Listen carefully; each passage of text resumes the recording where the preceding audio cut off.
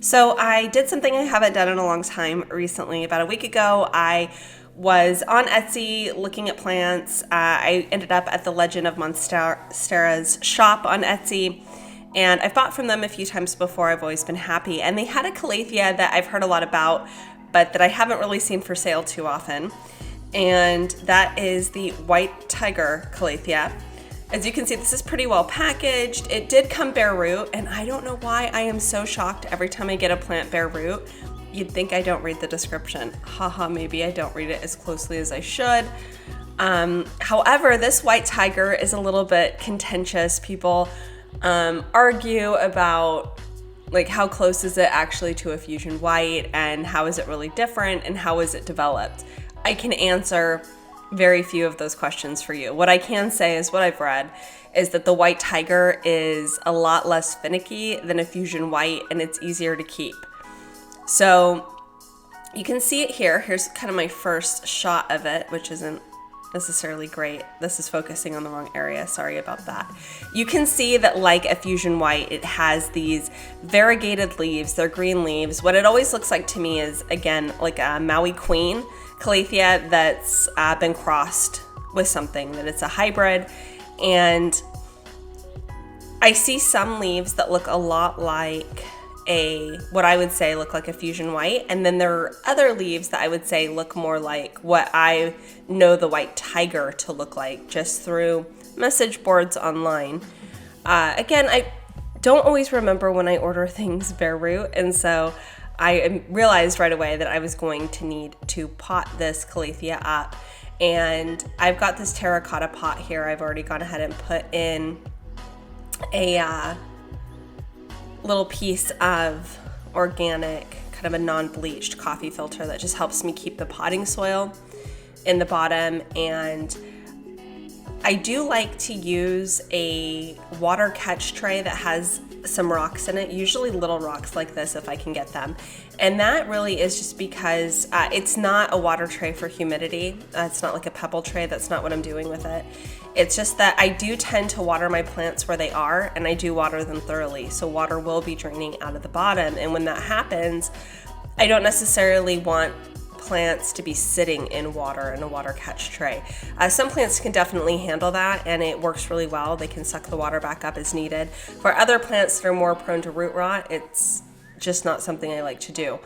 And so I'm using this is not a potting soil mix that I did myself. I get a lot of questions about my potting soil. I think that this is just an organic potting soil mixed with, I would say, it's 1 part potting soil that's got some bark and got some worm castings, and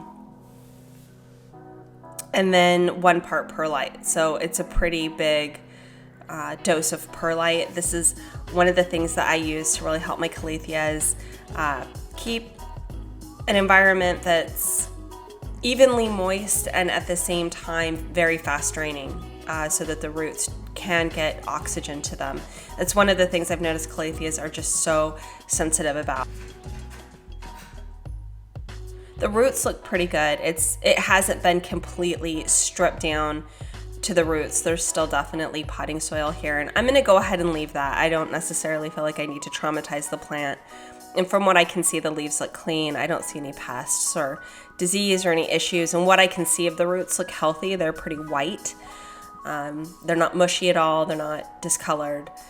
So here I'm just kind of deciding and making sure. One of the things that I think I've talked about in the past is I tend to pot in a hurry when I'm potting my plants. And what ends up happening sometimes is that I don't center the plants the way that I want. And that's something I'm really trying to be cognizant of. So here you just see me getting it in and adjusting it and making sure that it's sitting level with where I want it to in the pot. And then I just go ahead and I fill in the soil around it. And so as you can see, there's already a couple of yellow leaves. I see some brown tips. So I'm not sure about, again, kind of the discussions that I've seen online about the fusion white versus the white tiger. If you're interested, I would just do a quick search and you'll find plenty of the discussions that are happening online about them. I really first saw a pickup in discussion about this in the beginning of 2019 in the spring. And I looked for a white tiger, but I couldn't really find one that would get here in a way that I felt was easy with the right timing and temperature. And that is something I think about when I'm ordering plants online. I really get concerned, especially this time of the year. Things can suddenly get a little bit colder than I'd like for any tropical plants to be on my porch. And so, you know, it's not really time for a heating pack, but in hindsight, maybe I should have thought about a heating pack with this plant. But you can see it's kind of adjusting itself, and the leaves are moving a tiny bit as it's in its new home. I'm adding some water now just to give it a really good rinse through. If you have been following my channel, you'll know I'm very diligent. I don't use anything but distilled water on any of my Calatheas, and frankly, I would say about 85% of the plants that are in my home. I'm gonna do a video probably, I think I've talked about it before, on distilled water, because it can be expensive and difficult to get, and it definitely environmentally a challenge if you're buying a lot of, you know, bottles, gallons of distilled water. You're gonna end up with a lot of plastic, and so that's something I've learned to avoid, and I'm gonna share some tips on that, I think. So here it is. This is it potted. Let's take a little bit closer look at these leaves and what's different. So this leaf here on top looks like a fusion white, but this leaf here, this looks like that classic white tiger look that I was going for.